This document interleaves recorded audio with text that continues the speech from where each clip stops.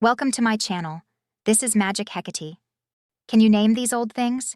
Can you guess the purpose of these antique objects? Test your ability to recognize retro items and take a nostalgic walk down memory lane to see if you can name them. Tips. You have to answer 28 questions. You get 10 seconds for each one. Let's get started. First one. What is this? There aren't very many newer models of these in homes because this item was replaced with similar items with multi-purposes. The correct answer is 1950s radio.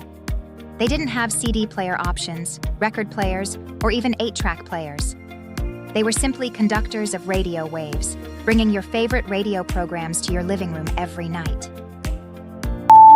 Next one, how about this one? Can you identify it?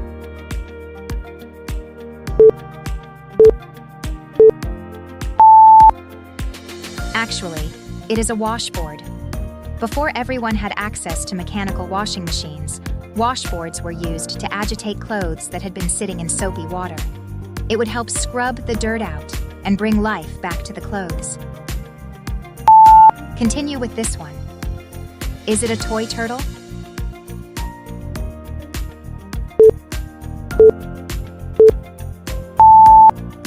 This is actually a vintage hand drill, often known as an egg beater drill, because its handles are similar to the one on the kitchen tool. This is an easy one. Before word processors, these things reigned supreme.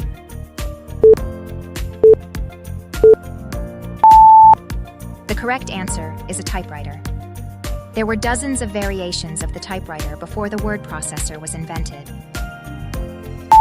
Let's move to this one. Can you name it?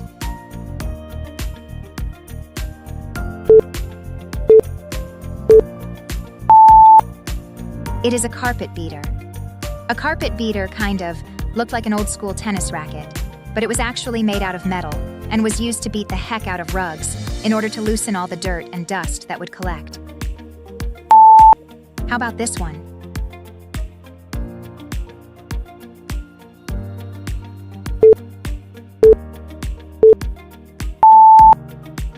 The correct answer is roller skates.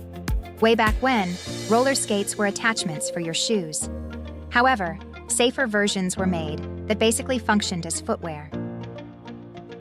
Continue with this one. This item can help fix up the holes in your life.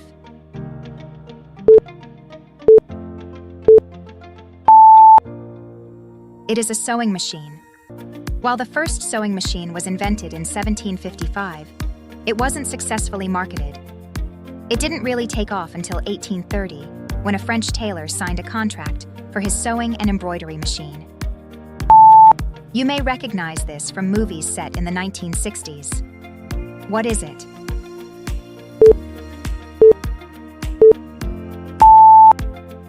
It is a tape recorder. If you've ever seen a detective film that was shot in the 60s or 70s, you recognize these awesome tape recorders. While they were bulky, they were effective and created a great sound recording. How about this one? A helmet?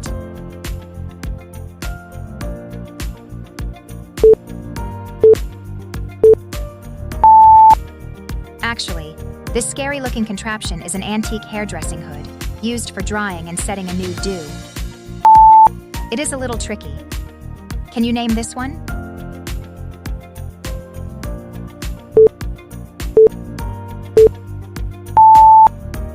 The correct answer is a bread box. Putting the bread in a bread box, which was usually made out of wood, helped keep the bread off your counter and saved the freshness for just a little bit longer. Let's continue with this one. Can you name it based on this picture?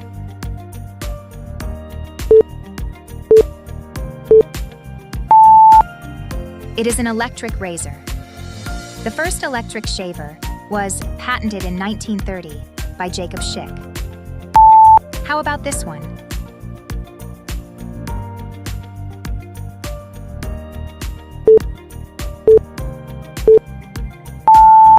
It is actually a can and bottle opener.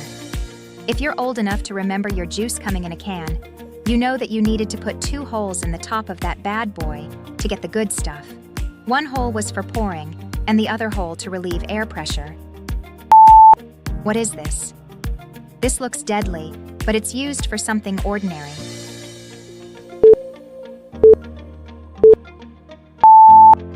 It is a nail file.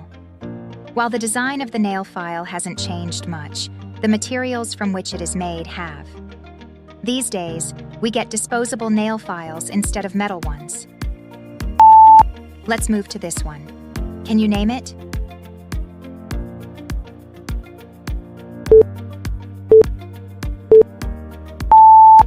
Hairdryer. The hairdryers that your mom and grandma used probably looked a lot like this. They were basically shower caps with an air hose. When turned on, the hot air would get trapped in the cap and dry your hair. Can you name this one?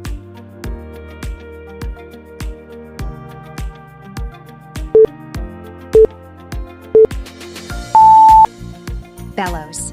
If you wanted a roaring fire on a cozy night, you would break out your bellows, which was an accordion-like bag that would blow air when squeezed together. Fire needs air to grow, so this was the perfect contraption. The item will help fuel your day.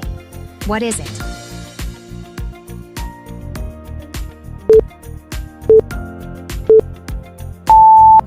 It is a coffee grinder. The coffee grinders of today are electric and a lot easier, but back in the day, they were hand-cranked. You would put whole beans into the canister, then crank the handle to work the grinder. Can you name this one? What is it?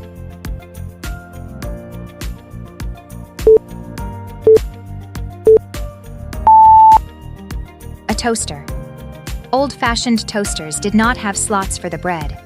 They had doors that you would open, or wire racks to position the bread near a heating element. Can you name the one that was more fun to play with?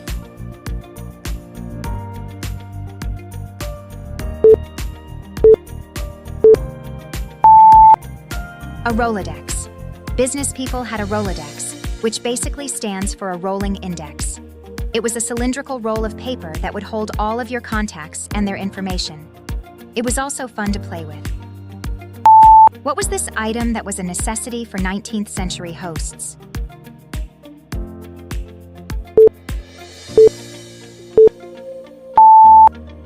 An ice crusher. In the past, an ice crusher was what was necessary to create the ultimate hosting experience. These two characters won everyone's heart in the 1950s and on. Who are they?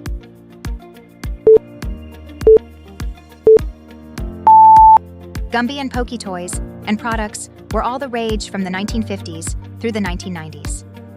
There was even a Gumby movie in the 1990s. Can you name this brick of a thing?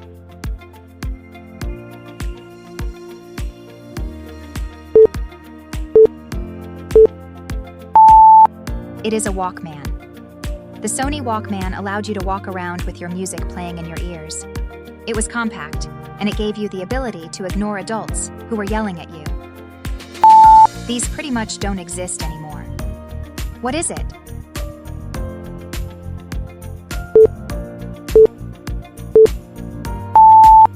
The correct answer is VCR. Can you identify these little boxes that changed playtime?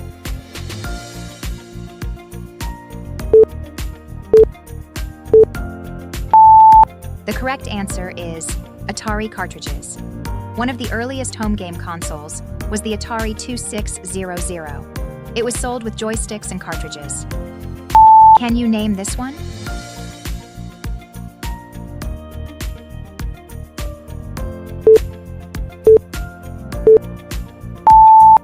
It is a candle snuffer.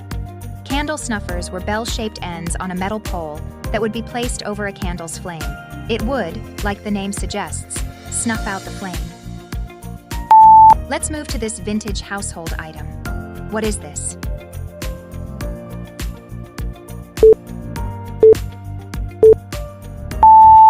An inkwell. An inkwell was crucial when writing with quills was the most common method. People have them as collectibles, or simply to be vintage chic. Can you identify this item?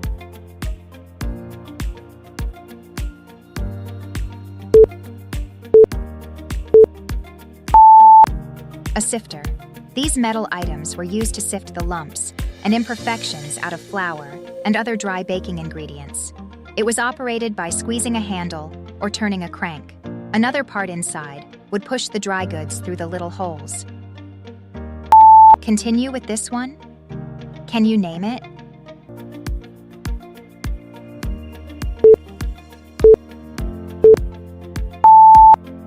A tea strainer. Back when loose tea leaves were the only option, a strainer was created for them.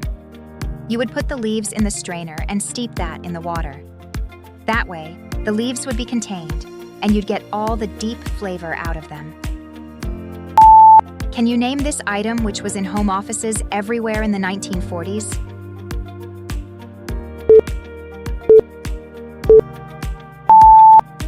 A stapler. The first stapler was patented in 1878, but they didn't become a household product until the 1940s, when they were much more readily available to consumers. How many correct answers did you get? Let me know in the comments. Don't forget to subscribe for more interesting tests and to de-stress yourself.